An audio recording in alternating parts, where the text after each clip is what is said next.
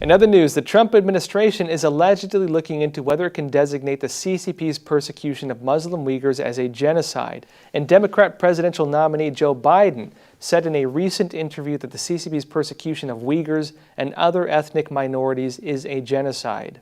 The main persecution against Uyghurs is in Xinjiang, also known as East Turkestan. And to learn more about the situation on the ground there, we've invited Salih Hudayar, Prime Minister of the East Turkestan government in exile, to speak with us. Salih Hudayar, it's great having you on Crossroads. Thank you for having me. Now, first off, there were reports saying the Trump administration is working to designate the CCP's persecution of Muslim Uyghurs as a genocide, as I recently mentioned. Now, do you feel this would make a difference for the situation faced by Uyghurs under the CCP?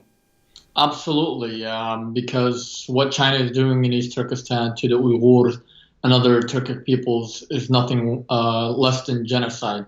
I think this would show a strong signal to China that the international community is not going to, continue to remain silent against these atrocities. And I think it would also indulge, other countries to start taking action to push back against these atrocities. I see. Now, do you hear from sources in East Turkestan, which the CCP would call Xinjiang, about the situation on the ground? I mean, also, can you tell us what the people there are facing? Yes, so essentially everything, the ground situation right now in East Turkestan is that millions of people, according to U.S. Department of Defense, it's about 3 million. However, according to people in East Turkestan, it's much higher than that, are in concentration camps, prisons, and recently many of them have been shipped off to slave labor camps and other parts of China. Outside of the camps, life is equally dire. People are being, subject to constant surveillance.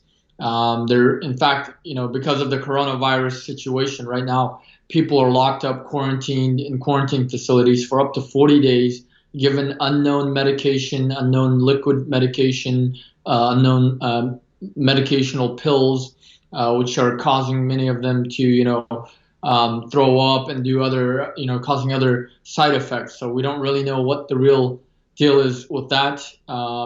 However, the situation there is extremely brutal. Now, the full version of this interview will be available on Patreon for supporters there, so please join us on Patreon.